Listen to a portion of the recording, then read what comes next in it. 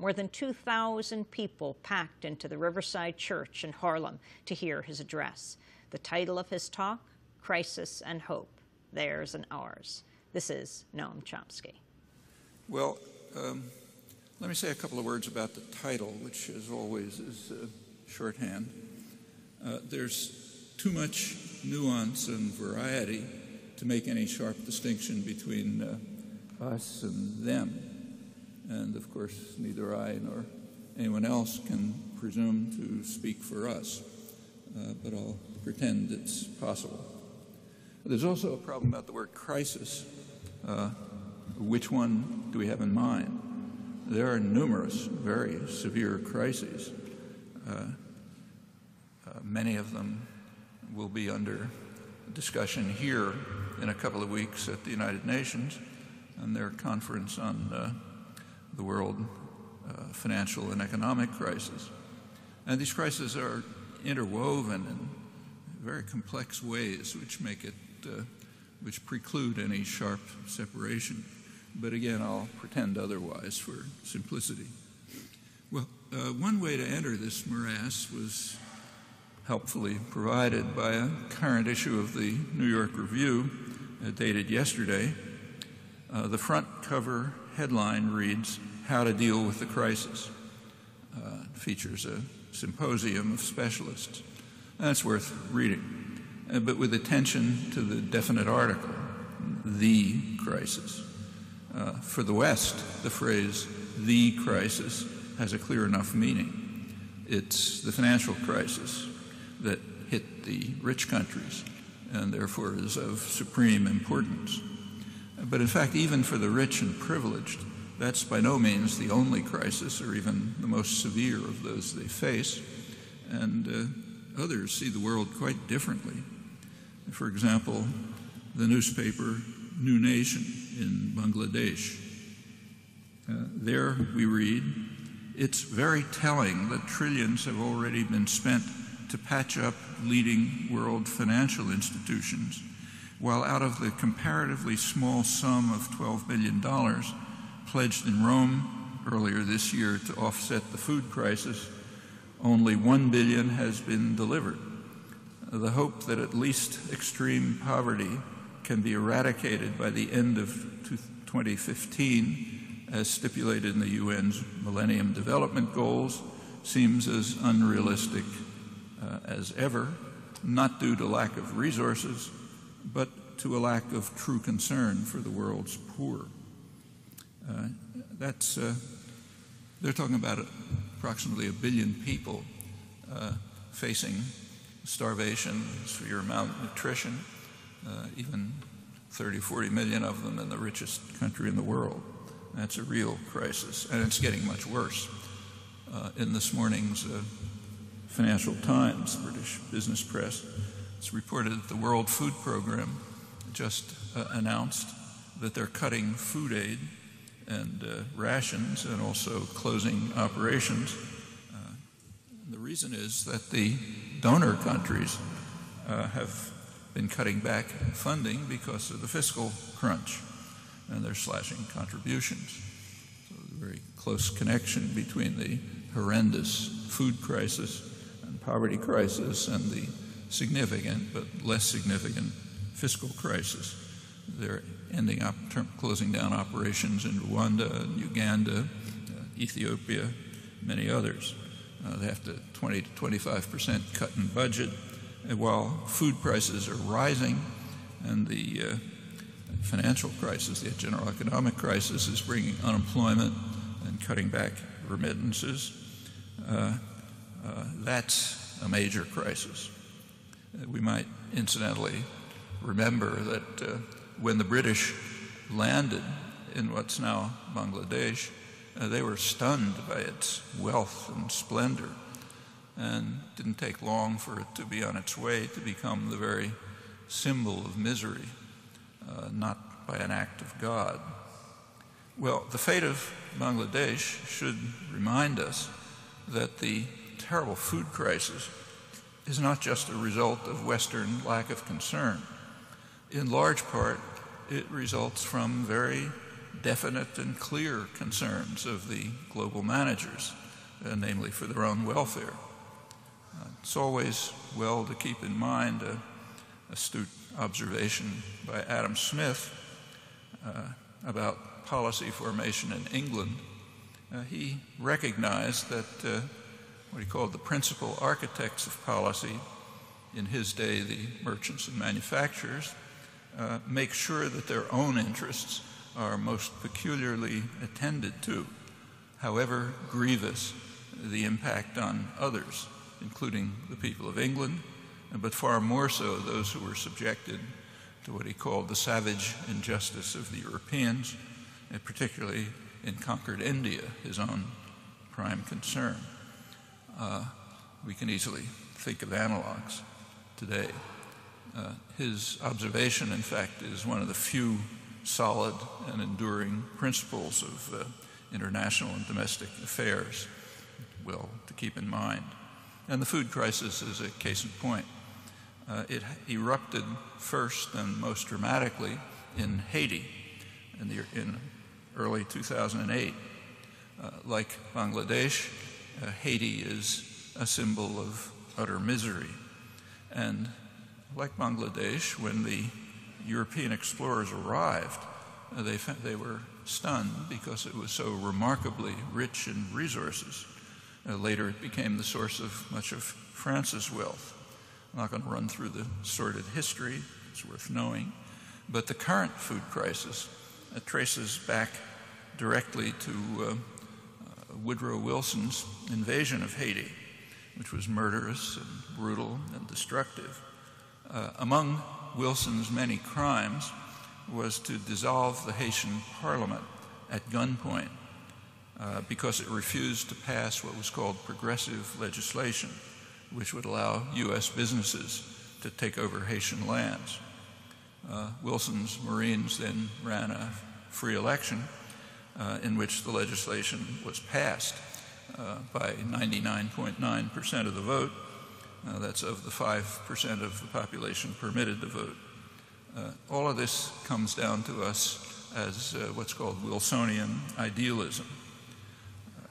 Later, U.S. aid instituted programs in Haiti to turn it under the slogan of turning Haiti into the Taiwan of the Caribbean by adhering to the sacred principle of comparative advantage.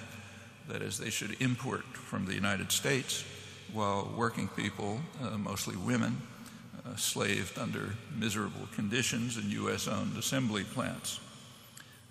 Haiti's first free election in 1990 threatened these economically rational programs. The poor majority made the mistake of entering the political arena and electing their own candidate, Jean-Bertrand Aristide, a populist priest. And Washington instantly adopted standard operating procedures, moving at once to undermine the regime. A couple of months later came the military coup, instituting a horrible reign of terror, which was backed by Bush 1, and even more so by Clinton. By 1994, Clinton decided that the population was sufficiently intimidated, and he sent U.S. forces to restore the elected president.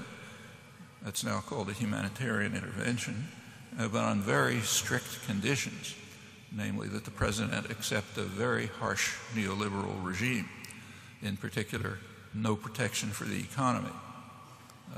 Haitian rice farmers are quite efficient, but they can't compete with U.S. agribusiness that relies on a huge government subsidy, thanks to Ronald Reagan's free market enthusiasms. Well, there's nothing at all surprising about what followed next. In 1995, U.S. aid wrote a report pointing out, I'm quoting it, that the export-driven trade and investment policy that Washington mandated will relentlessly squeeze the domestic rice farmer. In fact, the neoliberal policies rammed down Haiti's throat, dismantled what was left of economic sovereignty, drove the country into chaos, and that was accelerated by Bush #2's banning of international aid on totally cynical grounds. In February 2004, the two traditional torturers of Haiti, France and the United States, combined to back a military coup and send President Aristide off to Africa. The U.S. denies him permission to return to the entire region.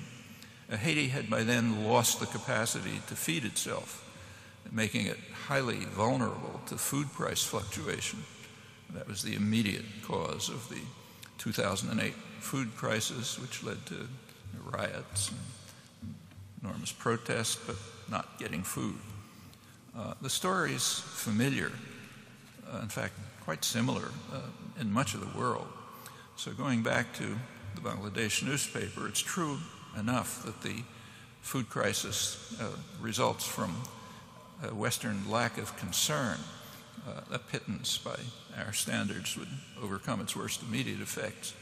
But more fundamentally, it results from the dedication to Adam Smith's principles of business-run state policy. These are all matters that we too easily evade. They happen daily, along with the fact that bailing out banks is not uppermost in the minds of the billion people now facing starvation, not forgetting the tens of millions enduring hunger in the richest country in the world. Well, also sidelined as an easy way to make a significant dent in the financial and the food crises. It's suggested by the publication a couple of days ago of the authoritative annual report on military spending by SIPRI, the Swedish Peace Research Institute. The scale of military spending is phenomenal, regularly increasing this last year as well. The U.S. is responsible for almost as much as the rest of the world combined, 7 times as much as its nearest rival, China. No need to waste time commenting. This distribution of concerns reflects another crisis here, kind of a cultural crisis. That is the tendency to focus on short-term parochial gains. And that's a core element of our socioeconomic institutions and the ideological support system on which they rest. One example, now prominent, is the array of perverse incentives that are devised for corporate managers to enrich themselves. For example, what's called the too big to fail insurance policies that are provided by the unwitting public, and deeper ones that are just inherent in market inefficiencies. One such inefficiency, now recognized to be one of the roots of the financial crisis, is the underpricing of systemic risk, a risk that affects the whole system. So, for example, and that's general, like if you and I make a transaction, say you sell me a car, we may make a good deal for ourselves, but we don't price into that transaction the cost to others. And there's a cost. Pollution, congestion, raising the price of gas, all sorts of other things, killing people in Nigeria because we're getting the gas from them. That doesn't count when we don't count that in. That's an inherent market inefficiency, one of the reasons why markets can't work. And when you turn to the financial institutions, it can get quite serious. So it means that, say, Goldman Sachs, if they're managed properly, if they make a risky loan, they calculate the potential cost to themselves if the loan goes bad. But they simply don't calculate the impact on the whole financial system. And we now see how severe that can be. Not that it's anything new. In fact, this inherent deficiency of markets, this inefficiency of markets is perfectly well known. 10 years ago, at the height of the euphoria about efficient markets, 2 prominent economists, John Eatwell and Lance Taylor, they wrote an important book in which called Global Finance at Risk, in which they spelled out the consequences of these market inefficiencies, which we now see, and they outlined means to deal with them. These proposals were exactly contrary to the deregulatory rage that was then being carried forward by the Clinton administration under the leadership of those who Obama has now called upon to put Band-Aids on the disaster that they helped create. Well, in substantial measure, the food crisis plaguing much of the South and the financial crisis of the North have common roots, namely the shift towards neoliberalism since the 1970s. That brought to an end the post-war, post-Second World War Bretton Woods system that was instituted by the United States and Britain right after World War II. It had two architects, John Maynard Keynes of Britain and Harry Dexter White in the United States, and they anticipated that its core principles, which included capital controls and regulated currencies, they anticipated that these principles would lead to relatively balanced economic growth and would also free governments to institute the social democratic programs, welfare state programs, that had enormous public support around the world. And to a large extent, they were vindicated on both counts. In fact, many economists call the years that followed until the 1970s the golden age of capitalism. That golden age led not only to unprecedented and relatively egalitarian growth, but also the introduction of welfare state measures. Keynes and White were perfectly well aware that free capital movement and speculation inhibit these options. Professional economics literature points out, what should be obvious, that the free flow of capital creates what they sometimes call a virtual senate of lenders and investors who carry out a moment-by-moment referendum on government policies, and if they find that they're irrational, meaning they help people instead of profits, then they vote against them by capital flight, by tax on the country, and so on. So democratic governments have a dual constituency, their own population and the virtual Senate, who typically prevail. And for the poor, that means regular disaster. In fact, one of the reasons for the radical difference between Latin America and East Asia in the last half century is that Latin America didn't control capital flight. In fact, in general, the rich in Latin America don't have responsibilities. Capital flight approximated the crushing debt. In contrast, during South Korea's remarkable growth period, capital flight was not only banned, but could bring the death penalty, one of many factors that led to the surprising divergence. Latin America has much richer resources. You'd expect it to be far more advanced than East Asia, but it had the disadvantage of being under imperialist wings. MIT professor and author Noam Chomsky speaking about crisis and hope. There's an Ours at Riverside Church in Harlem. If you'd like a copy of today's show, you can go to our website at democracynow.org. When we come back from break, Chomsky on the U.S. wars in Iraq and Afghanistan. Stay with us.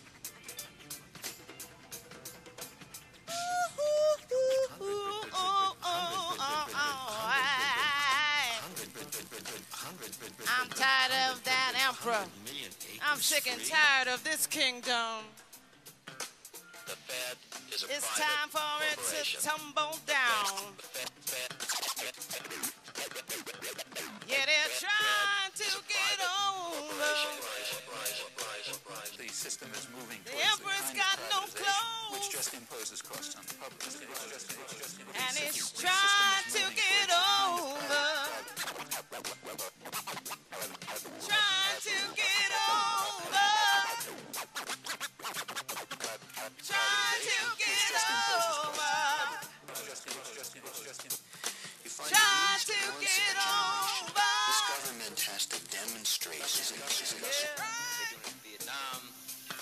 Watts. They did it in Detroit. They did it in Newark. They've done it all over this country. Earth Driver performing live at Riverside Church in Harlem, where more than 2,000 people packed in to hear the renowned MIT professor, author, and activist Noam Chomsky. We return to his address called Crisis and Hope, Theirs and Ours. Noam Chomsky spoke about U.S. foreign policy and the wars in Iraq, Afghanistan, and Pakistan.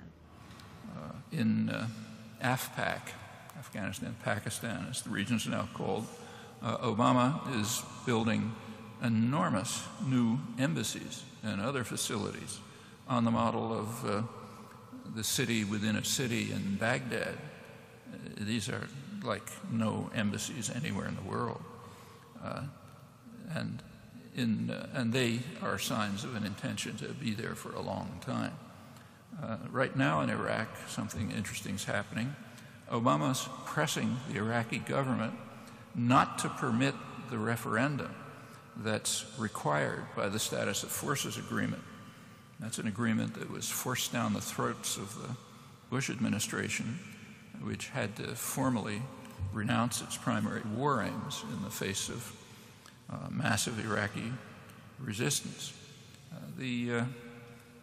Washington's current objection to the referendum was explained 2 days ago by New York Times correspondent Alyssa Rubin. Obama fears that the Iraqi population might reject the provision that delays U.S. troop withdrawal to 2012. They might insist on immediate departure of U.S. forces. Iraqi analyst in London, the head of the Iraqi Foundation for Democracy and Development in London, is quite pro-Western.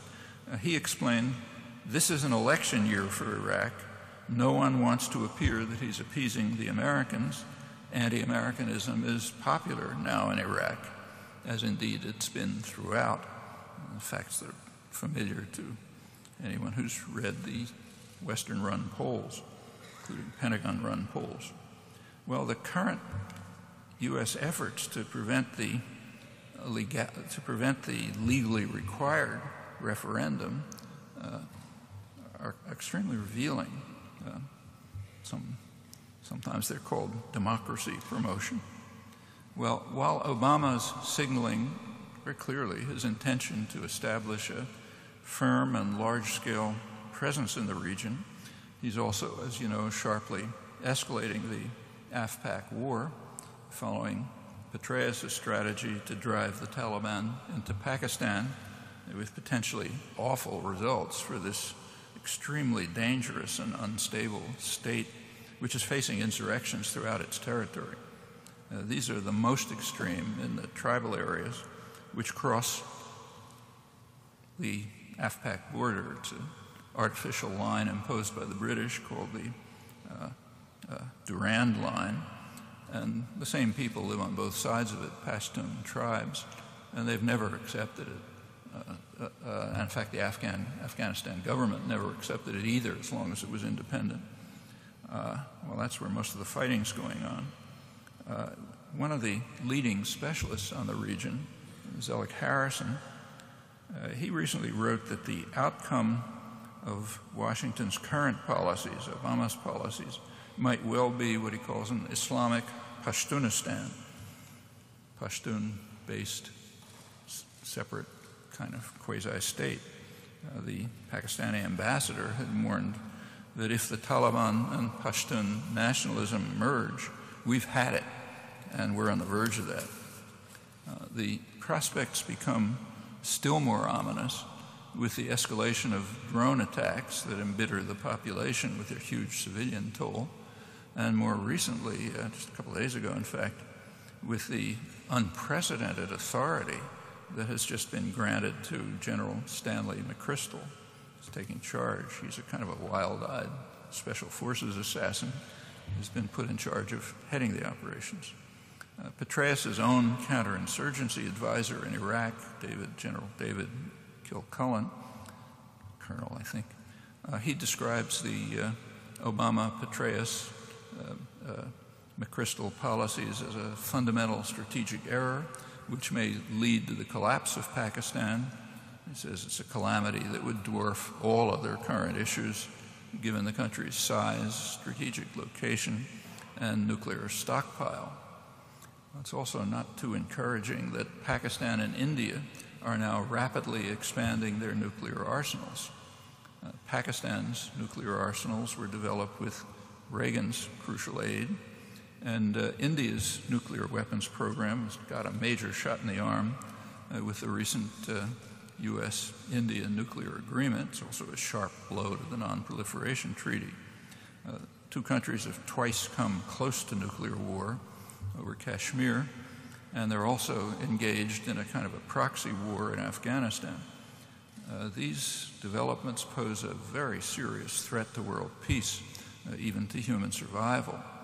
Well, a lot to say about this crisis, but no time here. Coming back home, whether the deceit here about the monstrous enemy was sincere or not, Johnson's case might well have been sincere. Suppose that, say, 50 years ago, Americans had been given a choice of directing their tax money to development of information technology so that their grandchildren could have iPods and the internet, or else putting the same funds into developing a livable and sustainable socioeconomic order. Well, they might very well have made the latter choice, but they had no choice. Now, that's standard. There's a striking gap between public opinion and public policy on a host of major issues, domestic and foreign, and at least in my judgment, public opinion is often a lot more sane. It also tends to be fairly consistent over time, which is pretty astonishing, because public concerns and aspirations, if they're even mentioned, are marginalized and ridiculed. It's one very significant feature of the yawning democratic deficit, as we call it in other countries. That's the failure of formal democratic institutions to function properly. And that's no trivial matter. Arundhati Roy has a book soon to come out in which she asks whether the evolution of formal democracy in India and the United States, in fact, not only there, her words, might turn out to be the end game of the human race. And that's not an idle question. It should be recalled that the American Republic was founded on the principle that there should be a democratic deficit. James Madison, the main framer of the constitutional order, his view was that power should be in the hands of the wealth of the nation, the more responsible set of men who have sympathy for property owners and their rights. And Madison sought to construct a system of government that would, in his words, protect the minority of the opulent from the majority. That's why the constitutional system that he framed did not have co-equal branches. The executive was supposed to be an administrator, and the legislature was supposed to be dominant, but not the House of Representatives, rather the Senate, where power was vested and protected from the public in many ways. That's where the wealth of the nation would be concentrated. This is not overlooked by historians. Gordon Wood, for example, summarizes the thoughts of the founders, saying that the Constitution was intrinsically an aristocratic document designed to check the democratic tendencies of the period, delivering power to a better sort of people and excluding those who were not rich, well-born, or prominent from exercising political power. Well, all through American history, there's been a constant struggle over this constrained version of democracy, and popular struggles have won a great many rights. Nevertheless, concentrated power and privilege clings to the Madisonian conception. It changes form as circumstances change. By World War II, there was a significant change. Business leaders and elite intellectuals recognized that the public had won enough rights so that they can't be controlled by force. So it would be necessary to do something else, namely to turn to control of attitudes and opinions. These were the days when the huge public relations industry emerged in the freest countries in the world, Britain and the United States, where the problem was most severe. The public relations industry was devoted to what Walter Lippmann approvingly called a new art in the practice of democracy, the manufacture of consent. It's called the engineering of consent, in the phrase of his contemporary, Edward Bernays, one of the founders of the PR industry. Both Lippmann and Bernays had taken part in Woodrow Wilson's state propaganda agency, which Committee on Public Information was its Orwellian term. It was created to try to drive a pacifist population to jingoist fanaticism and hatred of all things German. And it succeeded brilliantly, in fact. And it was hoped that the same techniques could ensure that what are called the intelligent minorities would rule, and that the general public, who Lippmann called ignorant and meddlesome outsiders, would serve their function as spectators, not participants. These are all very highly respected progressive essays on democracy by a man who was the leading public intellectual of the 20th century and was a Wilson, Roosevelt, Kennedy progressive, as Bernays was. And they capture the thinking of progressive opinion. So President Wilson, he held an elite of gentlemen with elevated ideals must be empowered to preserve stability and righteousness, essentially the perspective of the Founding Fathers. In more recent years, the gentlemen are transmuted into the technocratic elite and the action intellectuals of Camelot, Straussian neocons, other configurations, but throughout one or another variant of the doctrine prevails. The quote from Samuel Huntington that you heard as an example. And on a more hopeful note, the popular struggle continues to clip its wings quite impressively in the wake of 1960s activism, which had quite a substantial effect on civilizing the society and raised the prospects for further progress to a much higher plane. It's one of the reasons why it's called the time of troubles and bitterly denounced. Too much of a civilizing effect. Well, what the West sees as the crisis, namely the financial crisis, that'll presumably be patched up somehow or other, but leaving the institutions that created it pretty much in place. A couple of days ago, the Treasury Department, as you read, permitted early TARP repayments, which actually reduce capacity. It was touted as giving money back to the public. In fact, as was pointed out right away, it reduces the capacity of banks to lend, although it does allow them to pour money into the pockets of the few who matter. And the mood on Wall Street was captured by two Bank of New York employees who predicted that their lives and pay would improve even if the broader economy did not. That's paraphrasing Adam Smith's observation that the architects of policy protect their own interests, no matter how grievous the effect on others. And they are the architects of policy.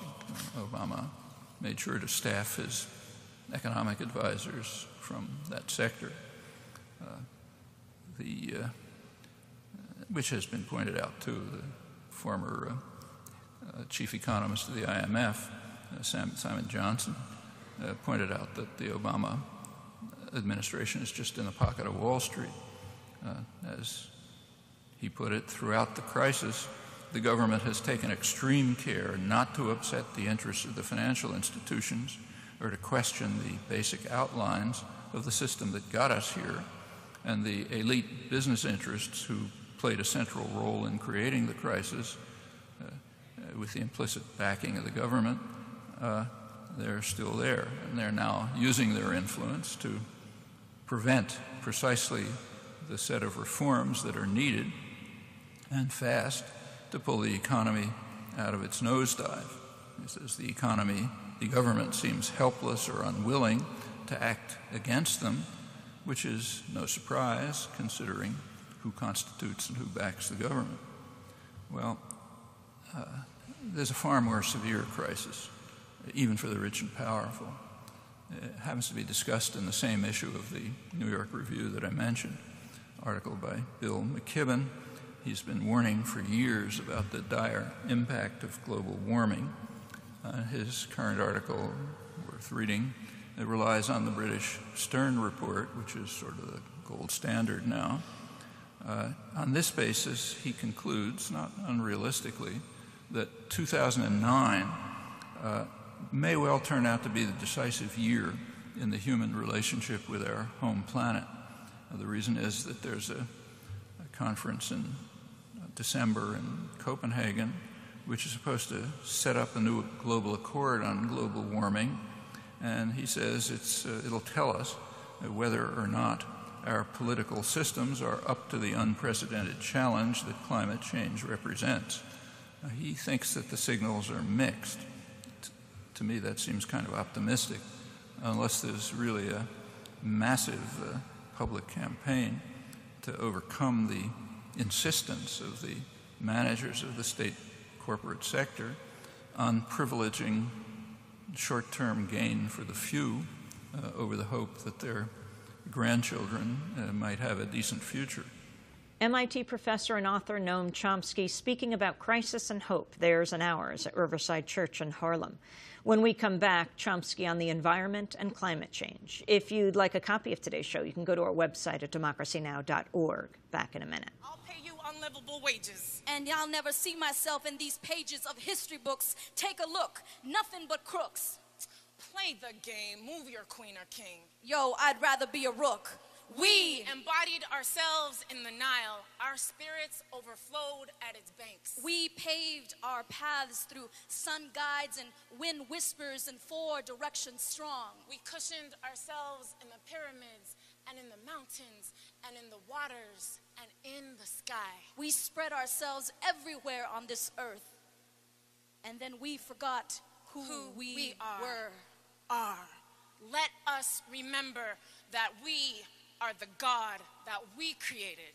Recordemos que somos el Dios que nosotros mismos hemos creado. We dreamt it. Lo hemos soñado. We created this world.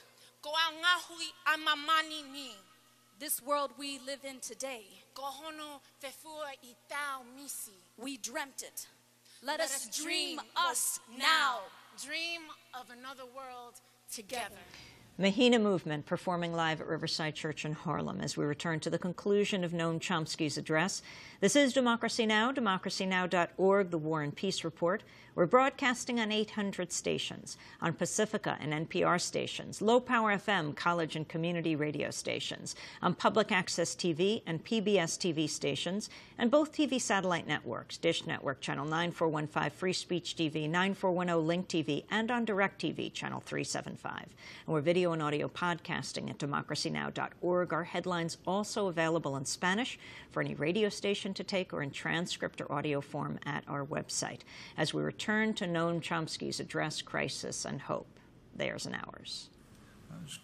A couple days ago, a group of MIT scientists released the results of what they describe as the most comprehensive modeling yet carried out on the likelihood of how much hotter the Earth's climate will get in this century, which shows that without rapid and massive action, the problem will be about twice as severe as previously estimated a couple of years ago. And it could be even worse than that, because their model does not fully incorporate positive feedbacks that can occur. For example, the increased temperature is causing a melting of permafrost in the Arctic regions, which is going to release huge amounts of methane. It's worse than CO2. The leader of the project says there's no way the world can or should take these risks. He says the least cost option to lower the risk is to start now and steadily transform the global energy system over the coming decades to low or zero greenhouse gas emitting technologies. And there's very little sign of that. Well, Furthermore, while new technologies are essential, the problems go well beyond that.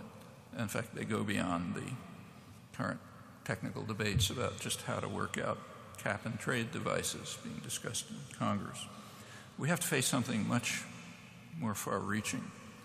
We have to face up to the need to reverse the huge state, corporate, and social engineering projects of the post-Second World War period, which very consciously promote.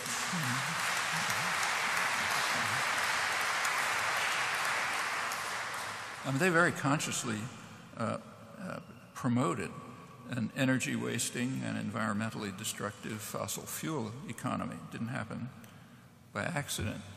That's the whole massive project of suburbanization, then destruction and later gentrification of inner cities. The state corporate program began with a conspiracy by General Motors, Firestone Rubber, Standard Oil of California, to buy up and destroy efficient electric transportation systems in Los Angeles and dozens of other cities.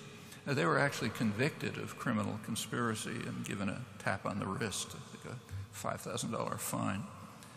The federal government then took over. It relocated infrastructure and capital stock to suburban areas and also created a huge interstate highway system under the usual pretext of defense. Railroads were displaced by government-financed motor and air transport. The public played almost no role, apart from choosing within the narrowly structured framework of options that are designed by state corporate managers. They're supported by vast campaigns to fabricate consumers with created wants, borrowing Veblen's terms. One result is the atomization of the society and the entrapment of isolated individuals with huge debts. These efforts grew out of the recognition that I mentioned a century ago that democratic achievements have to be curtailed by shaping attitudes and beliefs. As the business press put it, directing people to superficial things of life, like fashionable consumption. All of that's necessary to ensure that the opulent minority are protected from ignorant and meddlesome outsiders, namely the population. If I just add a personal note on that, I came down here this afternoon by the Acela, the jewel and the crown of new high-speed railroad technology. The first time I came from Boston to New York was 60 years ago, and there was improvement since then. It was 5 minutes faster today than it was 60 years ago.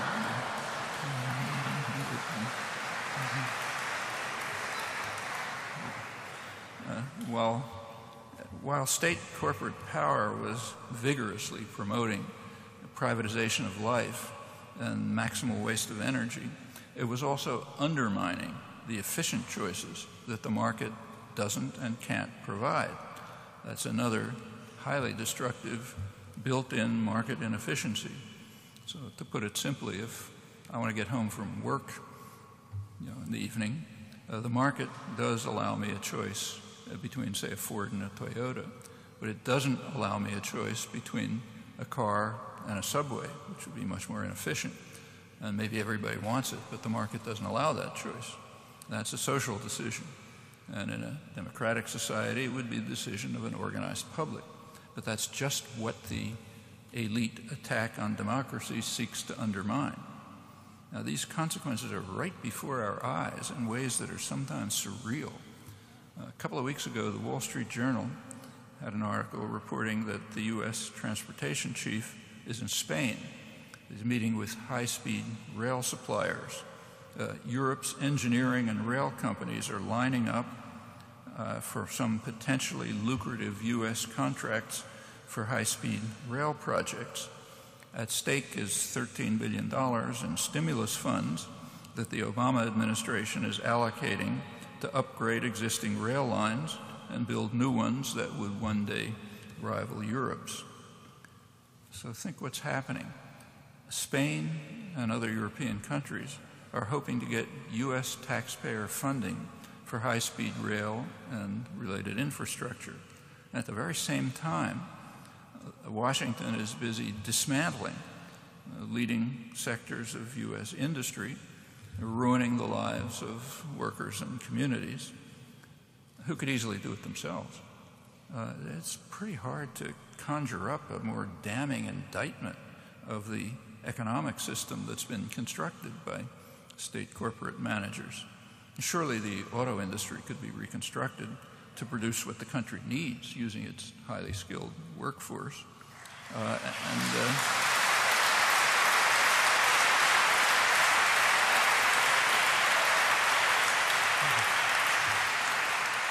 But that's not even on the agenda. It's not even being discussed.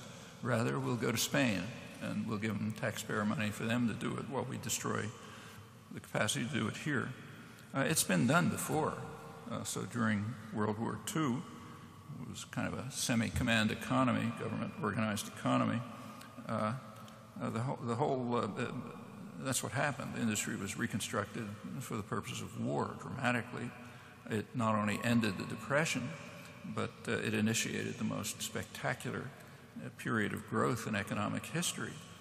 In 4 years, U.S. industrial production just about quadrupled, and that as the economy was retooled for war, and that laid the basis for the golden age that followed. Well, warnings about the purposeful destruction of U.S. productive capacity have been familiar for decades, maybe most prominently by the late Seymour Melman, who many of us knew well. Melman was also one of those who pointed the way to a sensible way to reverse the process. This state corporate leadership, of course, has other commitments, but there's no reason for passivity on the part of the public, the so-called stakeholders, workers and community.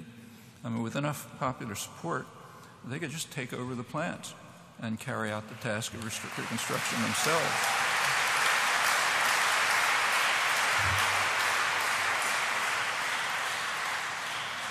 It's not a very exotic proposal.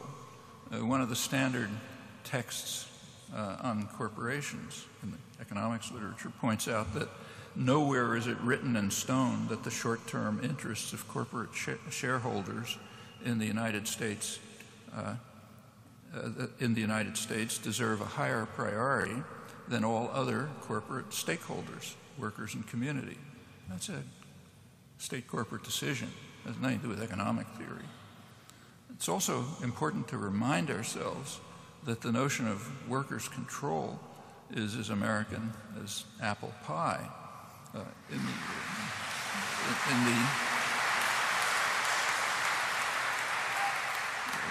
Kind of impressed, but it's there. In the early days of the Industrial Revolution in New England, working people just took it for granted that those who work in the mills should own them. And they also regarded wage labor as different from slavery, only in that it was temporary.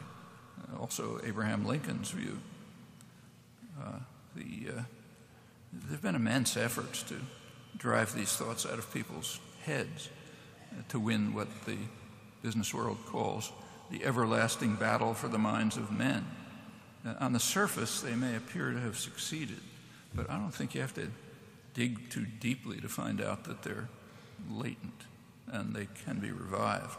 And there have been some important concrete efforts. One of them was undertaken 30 years ago in Youngstown, Ohio, where U.S. Steel was going to shut down a major facility that was at the heart of this steel town. And there were substantial protests by the workforce and by the community.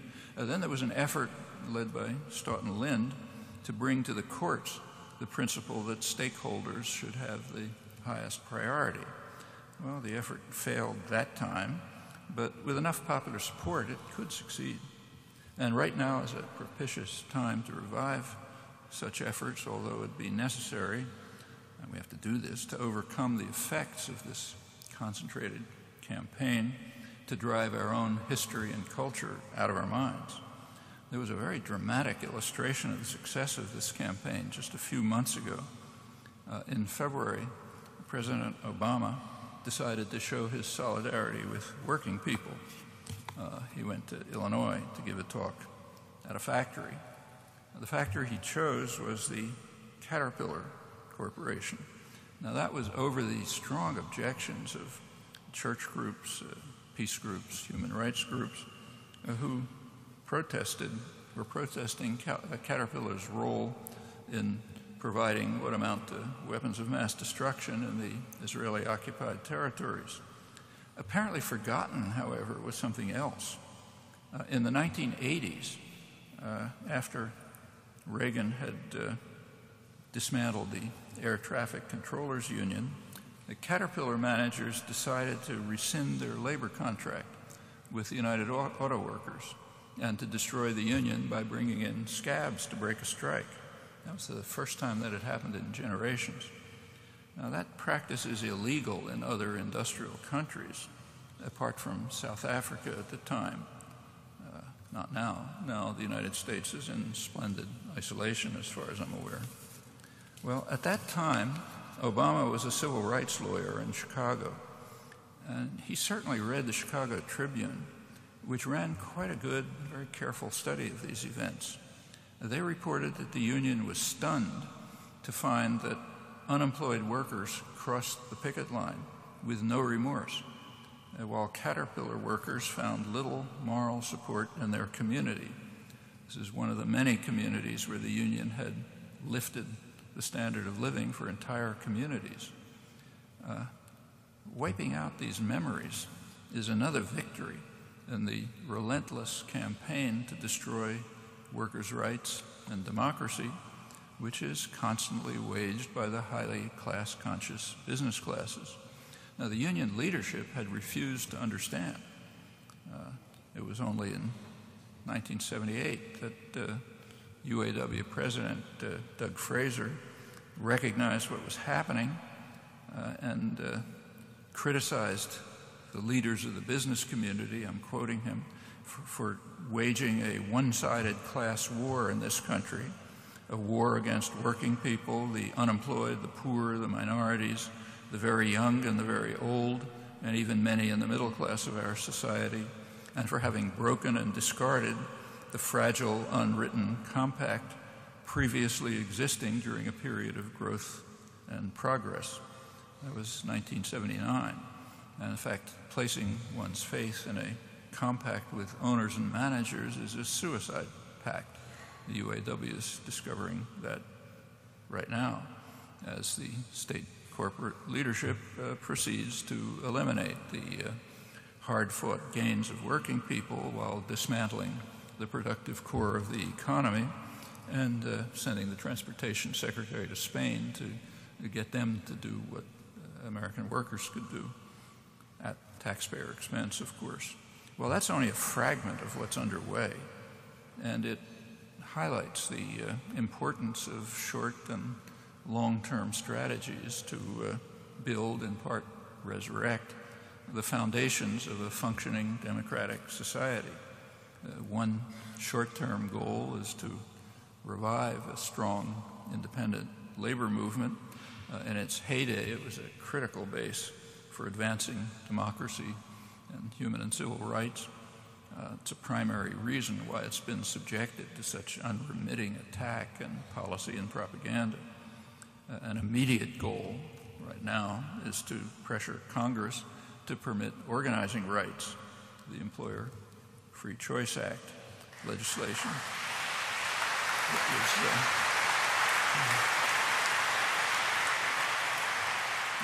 that was promised but now seems to be languishing. And a longer-term goal is to win the educational and cultural battle that's been waged with such bitterness in the one-sided class war that the UAW president perceived far too late. That means tearing apart an enormous edifice of delusions about markets, free trade, and democracy that's been assiduously constructed over many years, and to overcome the marginalization and atomization of the public. Now, of all the crises that afflict us, I think my own feeling is that this growing democratic deficit may be the most severe.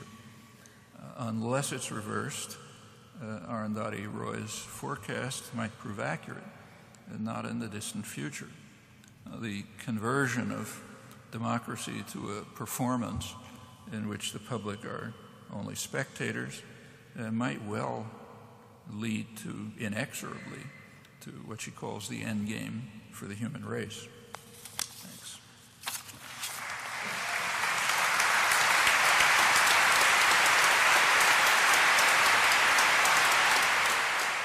Noam Chomsky, the renowned MIT professor, linguist, author, activist, on Crisis and Hope, Theirs and Ours.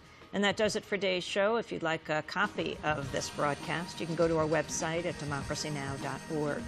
Democracy Now! Is produced by Mike Burke, Shrifa Bokadus, Aaron Mate, Angelique Comet, Steve Martinez, Nicole Salazar, Hani Massoud, Robbie Karen, Mike DeFilippo, Miguel Noguera, and Peter Curries are our engineers. Thanks also to Becca Staley, Nick Gilla, Angie Kiefer, Samantha Chambly, Jessel Noor, John Randolph, Kellen Innocent, Laura Chipley, Travis Collins, Kieran Krug Meadows, Ra Campeni, Vesta Godars, and Rabia Alghani. Our website again is democracynow.org. You can also go there and follow us on Twitter. I'm Amy Goodman. Thanks so much for joining us.